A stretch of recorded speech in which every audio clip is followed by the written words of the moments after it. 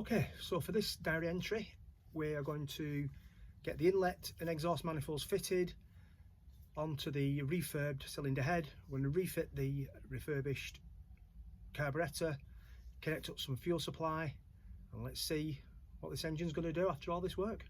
Okay, so before we put the carb back on, we'll just give the inlet manifold a quick clean up, and then it looks a bit more tidy.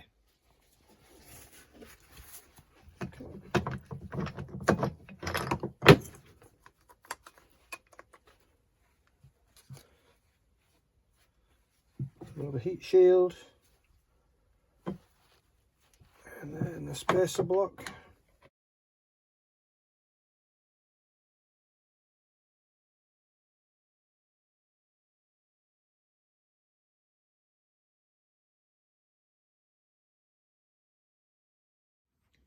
So before I fit the manifolds, and while I've got access to the fuel pump, I'm going to fit in an inline fuel filter. Given the state of the carburetor and the fuel, and as far as I'm aware, the RSP, apart from having the small filter in the petrol tank and the tiny filter within the actual HIF carb itself, I don't think there's any other fuel filter, unlike I think the MPI has got an inline fuel filter in. So I'm going to fit this onto 2 new lengths of fuel hose with Jubilee clips, and we'll replace the old fuel line with this new line containing a fuel filter. Okay, so we've got the rubber fuel line to the fuel pump coming from the tank, so I'm going to remove that and replace that with a new fuel line as well.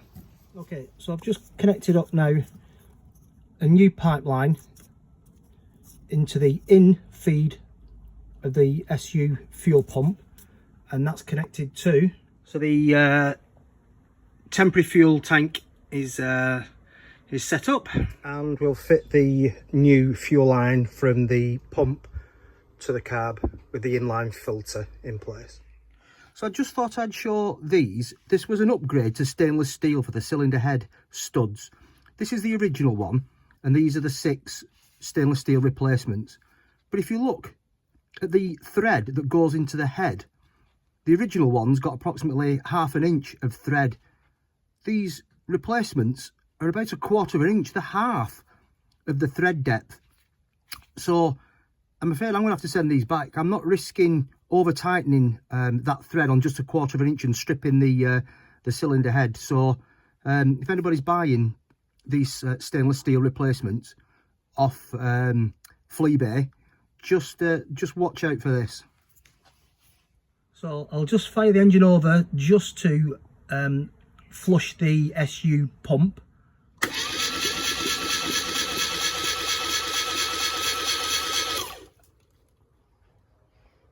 Okay, and that's captured some nasty fuel that's been sat in the fuel pump, so that's not getting flushed through to the carb. Okay, new inlet manifold.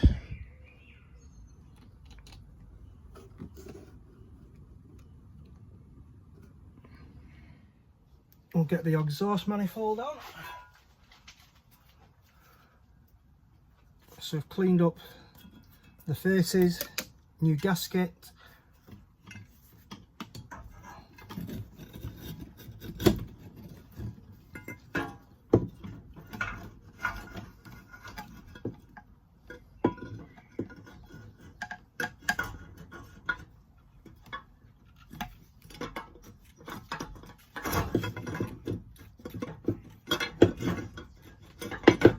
Okay, that just took a little bit of wiggling to get into place due to the exhaust still being in situ. So I might just have to go underneath and just slacken off the exhaust and reposition that. And then on with the cleaned up inlet manifold.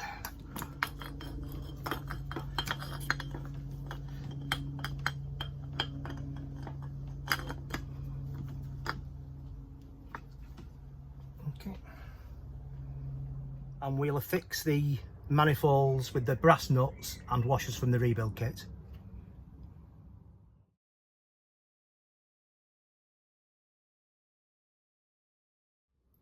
Okay, so let's get the carb back on. So we'll start off with the gasket, the spacing block and another gasket.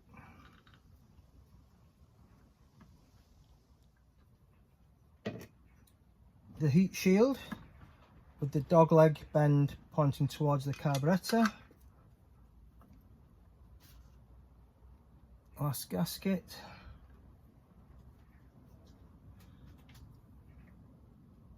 And the rebuilt carb.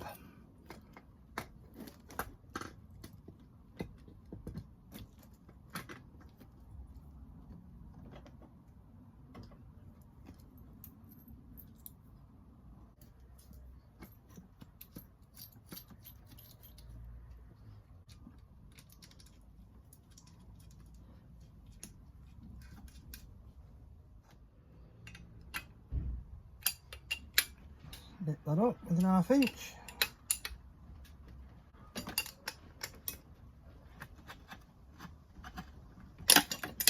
There we have it. Carburetor on. And we'll reinsert the new fuel line with inline fuel filter onto the fuel feed to the carb.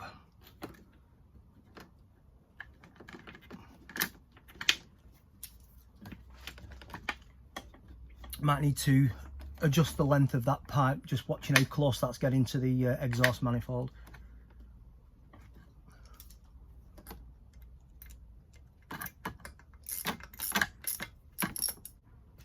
Okay, fuel feed on. Reconnect the fuel overflow hose and the breather pipe.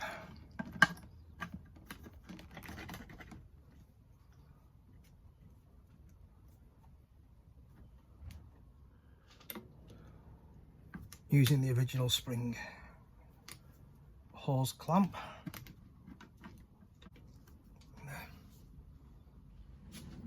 Okay, I'll get the servo connected back up. 2 brass washers.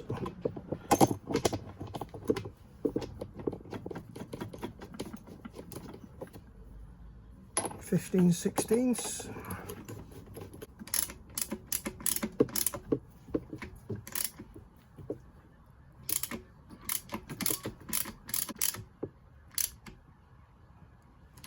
To over tighten. Okay, fitting back on, air filter elbow, overflow, fuel line, vacuum, and the vacuum advance to the dizzy in the right place. I did put it there before, which is wrong. Sits on there.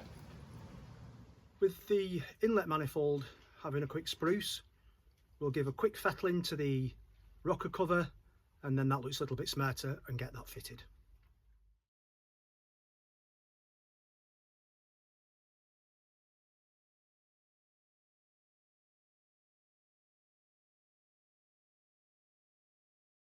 Okay, so we'll use Hammerite Q-Rust.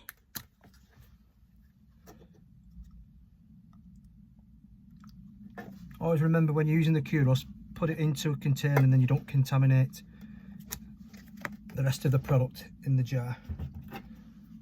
And we'll just liberally apply this across the top, and that'll just stabilise and convert that part of it where it's got a little bit of rust attacking it.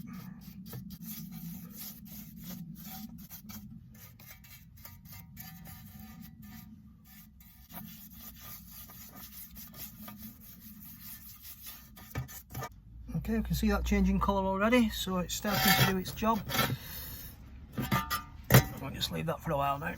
So the rocker cover now, the Q-Rust has worked its magic. So I'll just give that a scouring down, and then we'll get some primer and some top coat on that.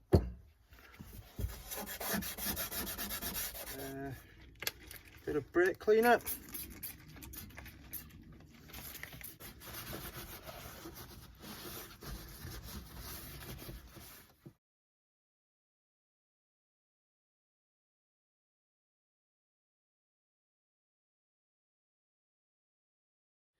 Okay, so we've got the newly refurbished, smartened up rocker cover.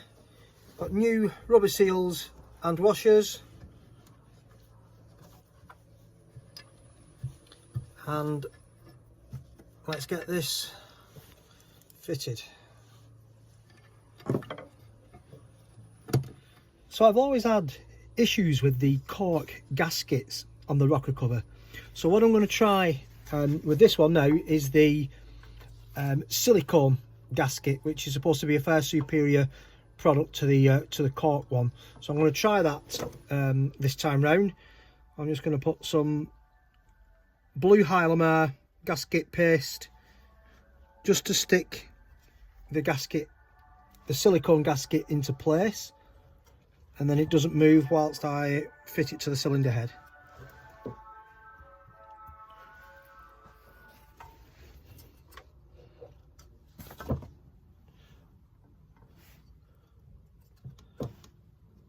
So we'll fit that onto the rocker cover where it should sit. Hopefully the Hylamar, the gasket sealer, should keep it stuck in place whilst we offer it up to the cylinder head. Okay, so that's the rocker cover fettled. Let's put that on the Mini, and we're getting close to a start-up attempt.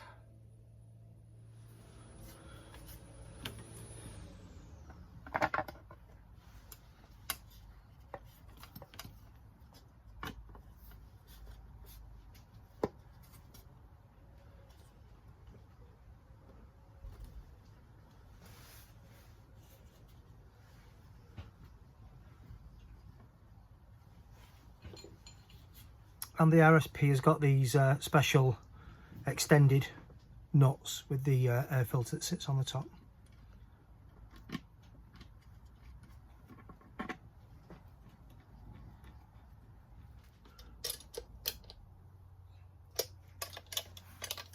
Make sure I don't over tighten those.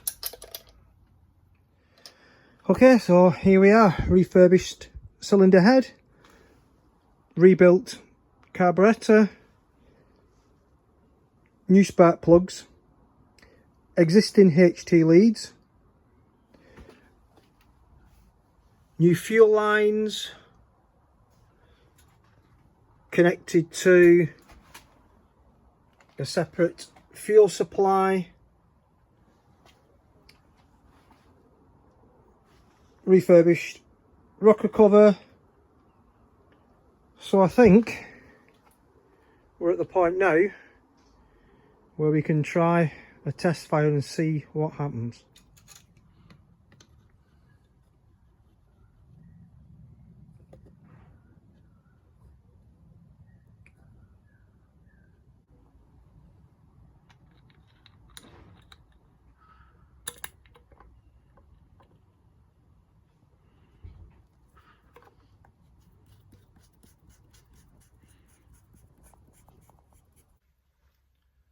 So after all the work that's been done up to now, to say I'm trepidatious would be an understatement. So I'm keeping everything crossed because it's time to give it a fire up and see what happens.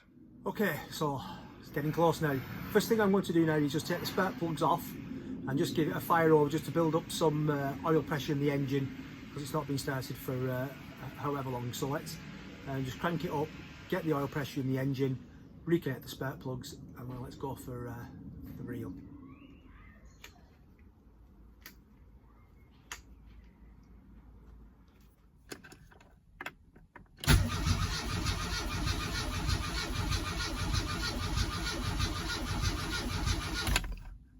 Okay, doesn't look like we're getting oil pressure.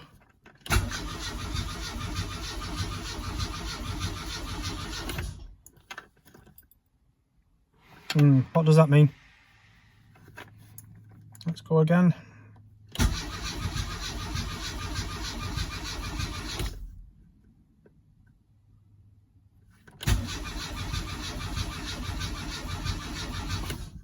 Okay, so what does that mean? The oil pressure light won't go out, so that indicates low or no oil pressure. There's new oil in the car. Does that mean the oil pump's broke, the oil pickup's blocked? Should I risk starting the engine with fuel to see whether it runs or not if it's not got oil pressure? I don't know, I'll have to have a think now. I kind of didn't think that was going to happen. After thinking I might have resurrected the engine, I'm now thinking, is there something terminal in the bottom end that's stopping it from getting oil pressure or not? I don't know. Right. Some YouTube research required, I think. So 24 hours later, and a little bit of research and a bit of reading around why the oil pressure light's not on. Varies, the advice is it varies from wrong grade oil, having a blockage, the oil pressure valve, the oil sensor, through to needing a complete new engine with bottom end bearings gone. So what I think I'm going to do is just try and start it with petrol now, see what happens. I'll keep listening out, slightest noise of any bottom end knock, and I'll just knock it off. But it may be that it's just not been started for so long that it just needs a good crank up to see whether that light goes off or not. So foolish or otherwise, I don't know, but that's what I'm going to do now. So I'm going to connect it up to the fuel and give it a test fire and see what happens.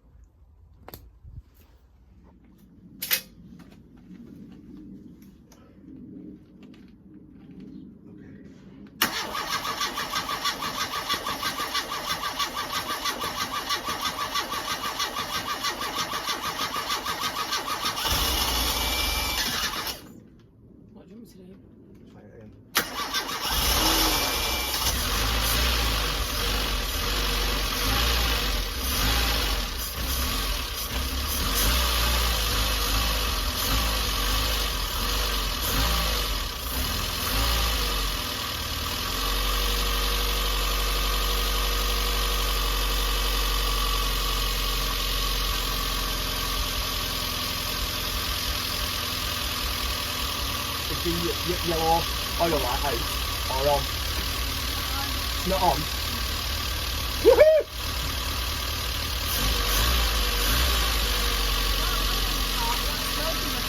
Right, look it off. So the oil light's gone out? There's no lights on in the car. Yeah, but does that mean there's a sensor issue? If the yellow light stayed on?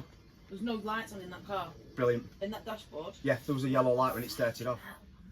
So, yes, the engine lives. Yeah, I'm really made up. The oil pressure light did go out once the engine fired, which was great. No knocking, it sounded quite sweet. So, yeah, it just goes to show what a bit of driveway fettling can do. That's the first time I've done that with a mini engine. So, from thinking originally that the engine was seized, when it turned out to be the alternator, and it wasn't.